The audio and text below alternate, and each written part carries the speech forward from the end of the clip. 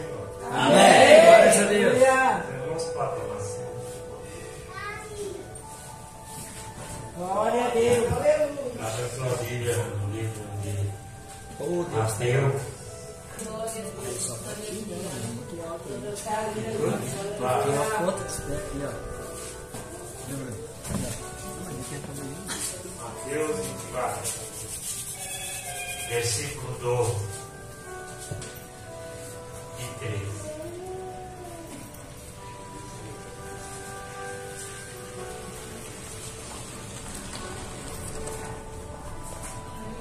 Mateus 24, capítulo 24, versículo 12 e 13. Outra parte. Amém. Aleluia. Estou alegre de estar aqui. Está escrito assim na minha vida. E por se multiplicar a iniquidade, o amor de muitos se esfriará. Mas aquele que perseverar até o fim será salvo. Amém. Amém. Aleluia. Aleluia. Glória a Deus. É, Jesus. Aleluia. Glória a Deus. Ainda há esperança. Deus. Quem perseverar até o fim vai alcançar a vitória. Embora sejam maus, embora haja uma perda espiritual, muitas barreiras espirituais, mas quem está firmado na rocha, vem o vento, vem as tempestades, e a casa permanece firme. Amém. E a rocha Aleluia. está sabendo que é Jesus. Aleluia. Deus.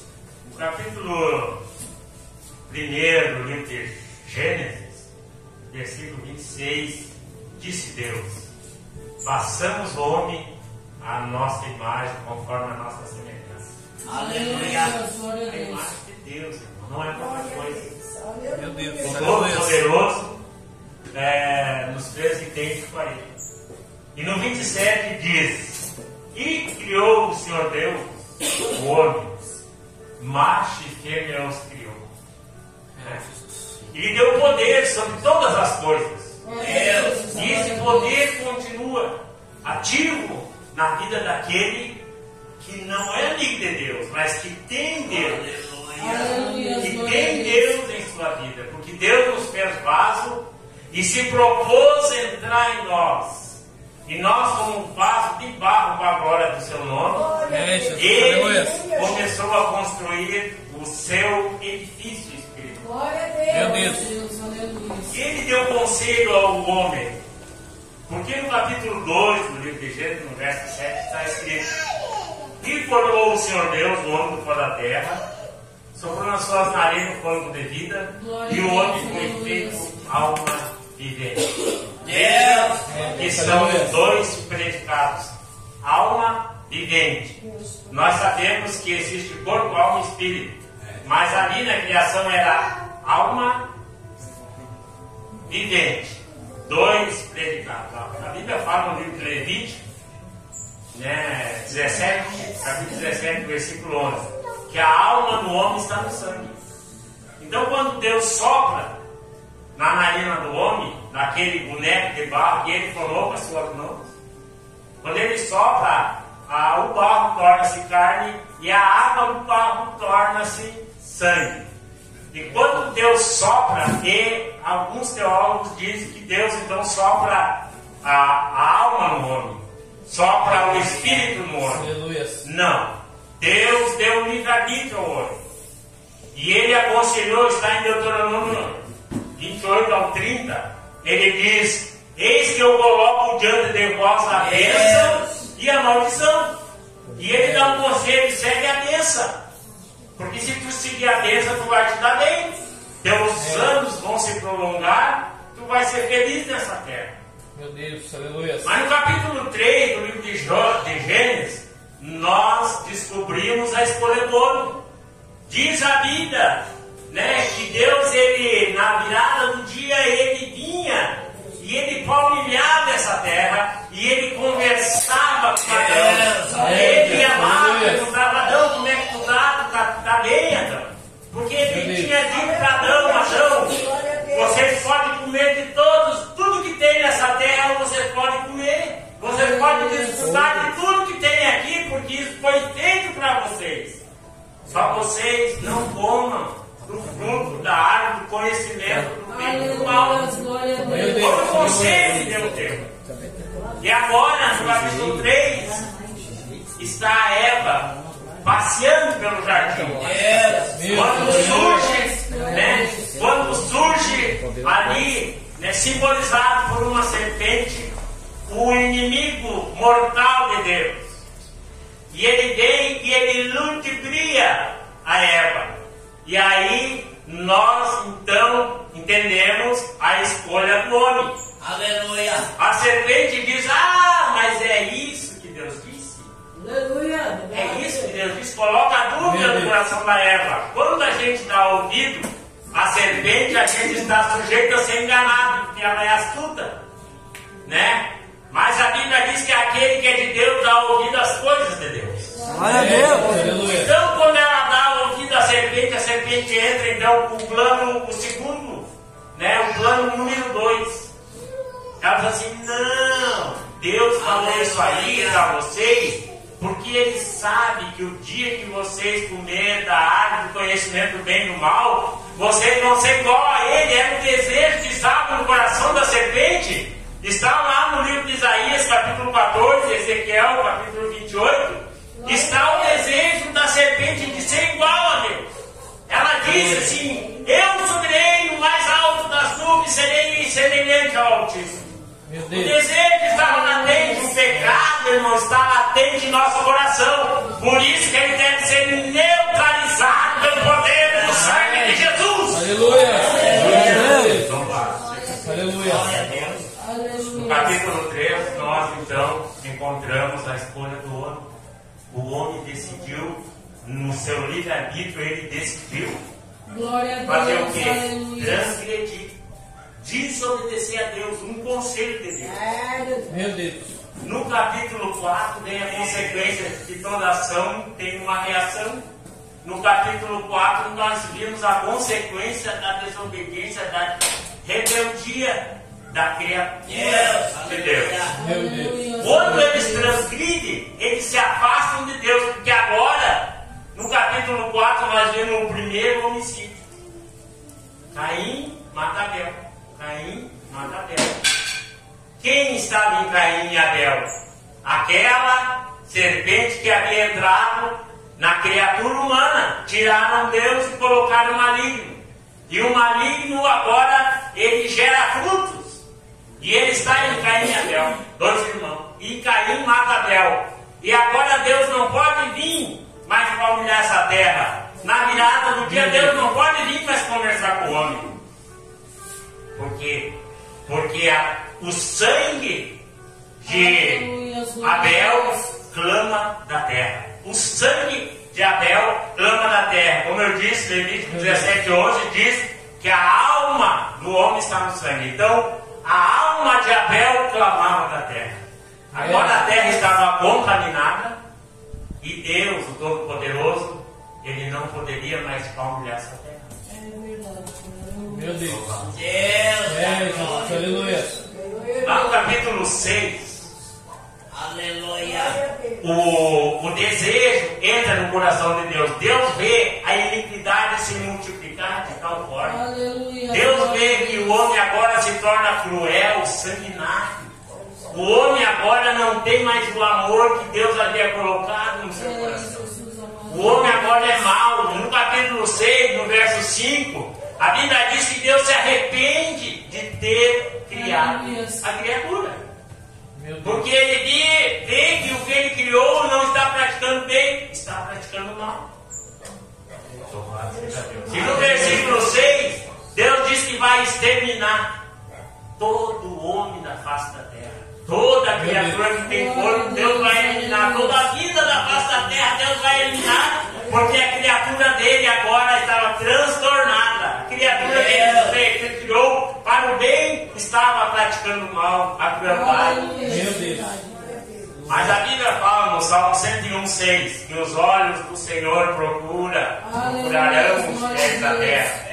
Meu Deus. Os olhos do Senhor procurarão os fiéis da terra. A palavra de Deus é eterna. Ainda hoje Ele procura os fiéis da terra. Os olhos do Senhor procuram os fiéis da terra. Meu E Deus. lá no capítulo 10, daí Deus encontra quem? Contra Noé. A Bíblia diz que Noé era um pregoador da justiça, ele tinha muita fé. Nesse tempo não subia, né, uma umidade da face do seio da terra, e ali a grama e a natureza crescia. E aquele homem Noé, pela fé, ele pregava que haveria chuva. E eles chamavam ele de velho caduco. Mas lá no capítulo 10, se levanta um homem chamado Nimrod. A Bíblia diz que ele era um poderoso caçador diante de Deus. E esse homem é fruto da desobediência. Veja como a desobediência gera frutos. E ainda hoje é assim. A lei da semeadura, ela permeia toda a Bíblia. Nós vamos plantar limão, vai nascer limão. Nós vamos plantar laranja, vai nascer laranja. Não tem como plantar laranja e nascer limão. Não tem como fazer o mal, praticar o mal, viver o mal e colher o bem. Meu Deus. Ainda hoje é assim. A palavra de Deus, ela é eterna, ela não passa. Jesus, aleluia. No capítulo 10 se levanta esse moço Nimrod. Ele era bisneto de Noé, filho de Cã. Aleluia. E aí ele reúne uma turminha, então hoje é assim.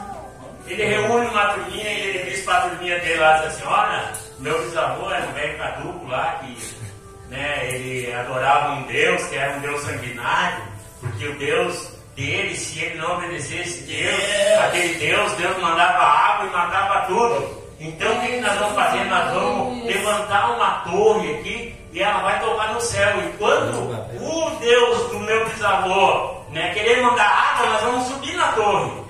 E nós vamos lá para cima e a água não vai nos tocar. Eles querendo ser mais inteligentes que Deus. Meu Deus. Né? Ainda hoje é assim.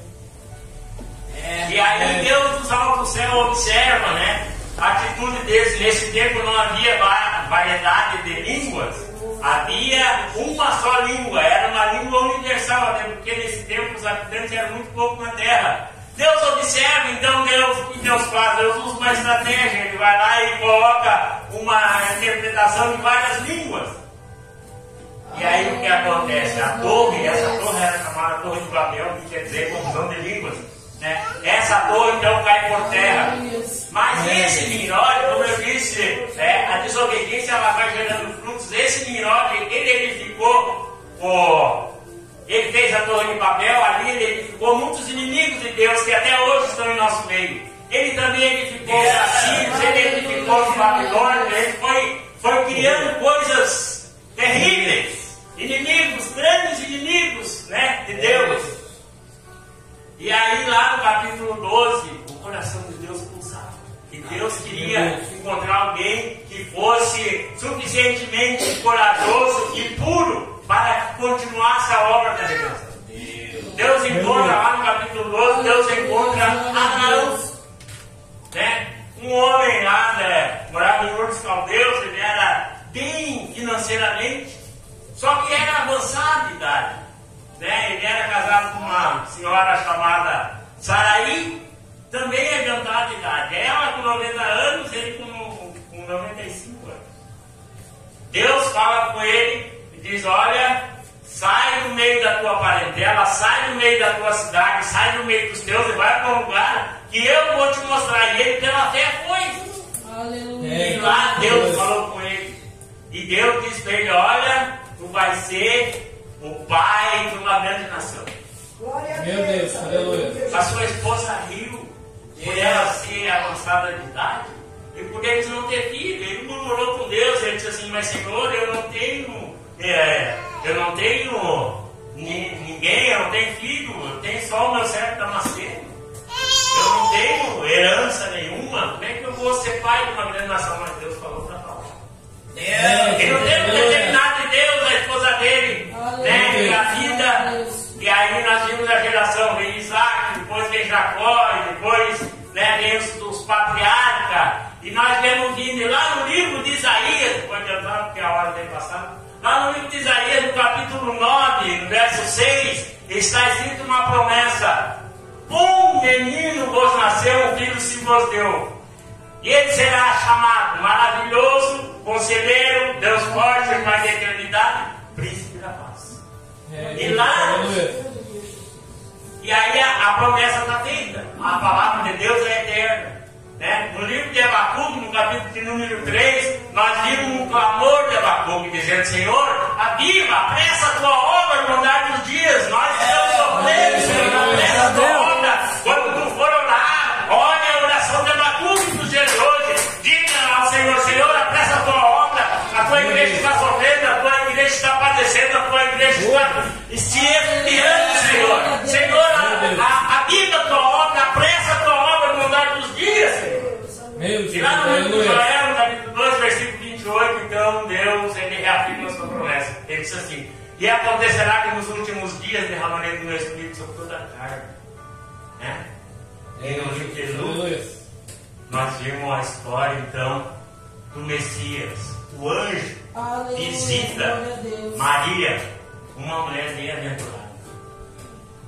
O anjo visita ela e faz promessas. Ela diz: olha, do teu ventre sairá aquele, né, que regerá. Glória a Deus. Glória a Deus.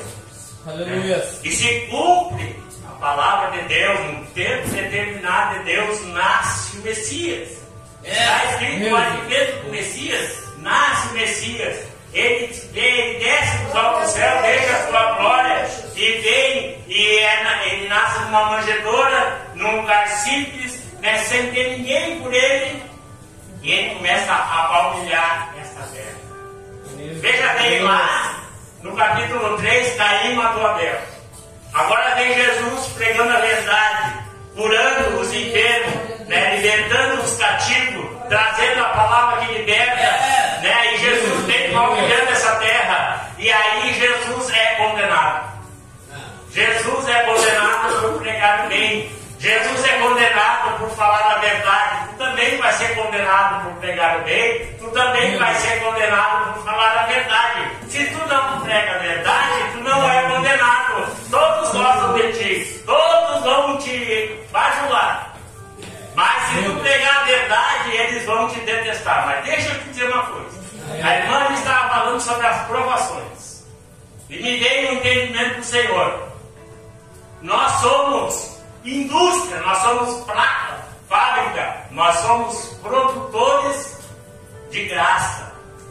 Nós somos produtores do perfume maravilhoso que agrada as narinas de Deus. Nós somos fábrica de unção. E muitas vezes, irmão, tu está lá no teu lar e tu está padecendo, e isso acontece com o crente fiel.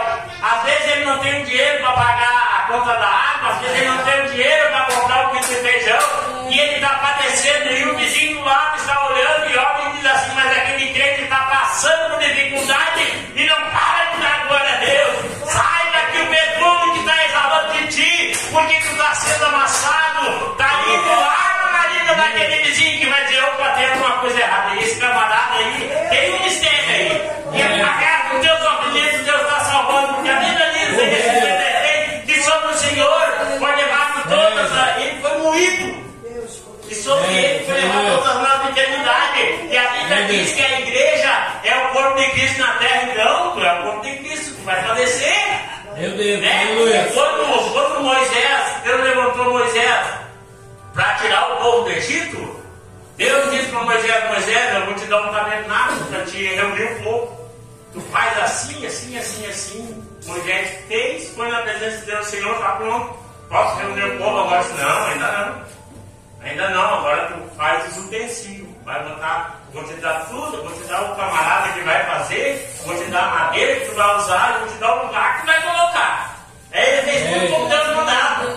Né? Fez, foi na presença de Deus: Senhor, está pronto, agora posso fazer o culto? Não, ainda não. É necessário que agora tu vai ungir todos os utensílios. E eu vou te dar a forma. E sabe como é que é a fórmula da unção? Do óleo da unção? É segundo o querer do perfumista. Como é que o perfumista faz? Ele vai lá na selva, lá, pega as folhas, pega os galinhos e traz para si, ó, a massa, óleo, para tirar o óleo. Glória a Deus! Assim que Deus faz contigo. Ele foi lá e ele buscou, ele resgatou, não ama só do pecado, no fenomenal da lâmpada, e ele está moendo o que ele quer. Que não faz melhor nesse mundo que está. Glória a Deus! Mas agora o Messias é condenado. Levam ele diante do sacerdote. Meu Deus. E o sacerdote pergunta ao povo. E o povo diz: crucificam. Colocam sobre Jesus um madeiro. E lá, Caim, que é contaminado a terra, né, com o sangue de Abel, colocam aquela cruz no ombro de Jesus e dão várias chibatadas que apareciam os ossos da terra, segundo o teólogo. Os ossos nas suas costas. E Jesus começa a ver a cruz. É necessário que ele leve a sua cruz até o Calvário, né? O Calvário, o Monte Caveira. E ele vai pelo caminho, vão zombando dele, mas o sangue santo vai purificando a terra. O sangue santo do Cordeiro vai santificando a terra. Por isso que onde tu colocar a planta do teu pé, ali é santo, ali é céu. Ali é o lugar onde o pecado não entra. Porque eu ali, né? Cuida os teus passos quando tu entrar na casa de Deus. É, Jesus. Aleluia. Agora, os teus pés, eles são santos. Vai Jesus até a cruz. Lá eles pregam. E lá, no último instante, vai o centurião, né? Para ver se Jesus havia já morto. Quem é nós para matar Deus? Mas ele havia entregue seu espírito antes, ele disse: está consumado. Mas o centurião vai e enfia a lança, né, no seu lado. E quando ele mete a lança no seu lado, a Bíblia diz que escorre ali água e sangue.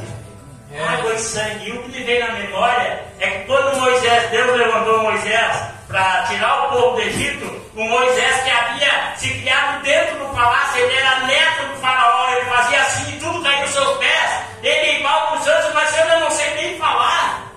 Deus assim: tá bom, eu vou levantar o Arão e ele será profeta. E ele vai falar e tu vai repetir. Ele vai te dar as palavras e tu vai repetir. E eu vou te dar poder, né? Tu vai lançar pragas sobre o faraó. E ele vai libertar o povo. E sabe qual é que foi a primeira praga que Deus deu para Moisés? Lançar sobre o faraó. Transformar a água em sangue. Aleluia. Quando no capítulo 2 do livro de João, a Bíblia fala sobre as bodas em Caná, né? A água feita vinho. Ali está Jesus naquela festa e Jesus transforma a água em vinho. Quando o faraó, que é o Satanás, ele descobriu que tu estava transformando essa água, porque Efésios 26 diz que a palavra de Deus é a água que lava.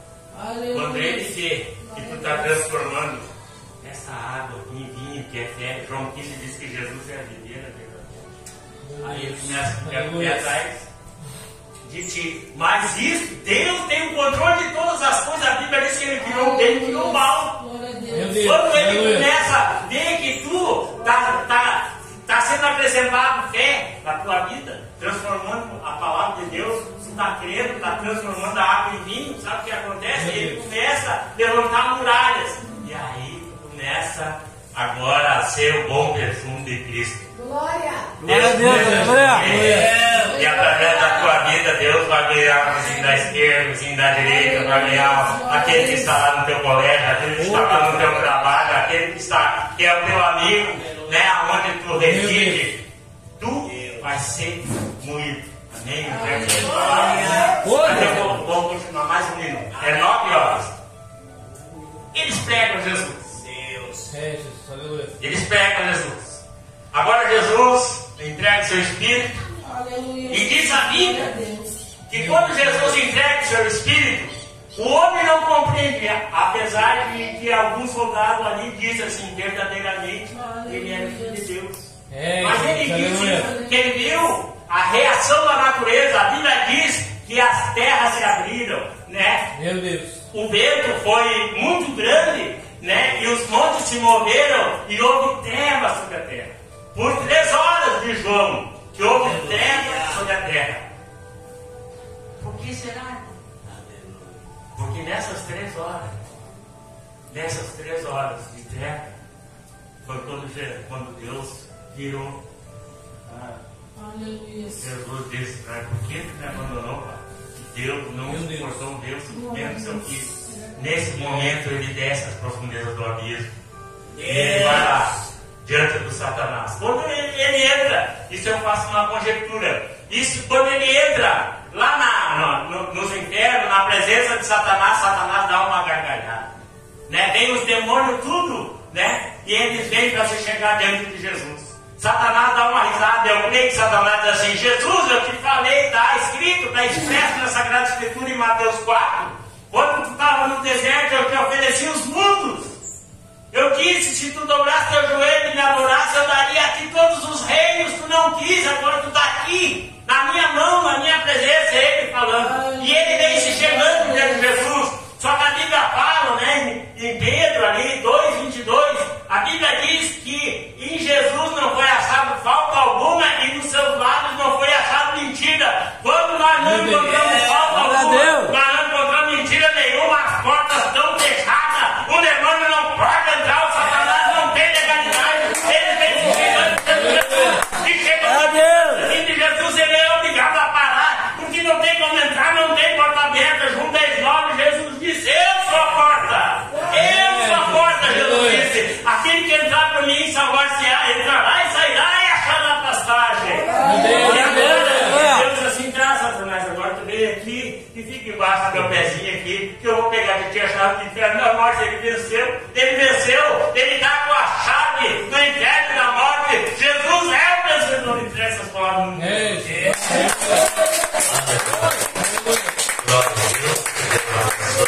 É.